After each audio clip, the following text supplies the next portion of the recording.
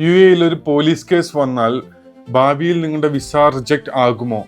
UAE ഒരു ചെറിയ incident കാരണം പോലീസ് കേസായി പിന്നീട് കേസ് തീർന്നു. കുറച്ച് വർഷങ്ങൾക്ക് ശേഷം നിങ്ങൾ വീണ്ടും UAE വിസ അപ്ലൈ ചെയ്യുമ്പോൾ എനിക്ക് വിസ കിട്ടുമോ എന്നുള്ള സംശയം പലരും ചോദിക്കുന്നുണ്ട്. ഒരു പോലീസ് കേസ് ഉണ്ടായത് കൊണ്ട് മാത്രം എല്ലാ സാഹചര്യങ്ങളിലും വിസ ഓട്ടോമാറ്റിക്കലി റിജക്റ്റ് ആകുമെന്ന് നമുക്കൊരിക്കലും പറയാൻ കഴിയുകയില്ല.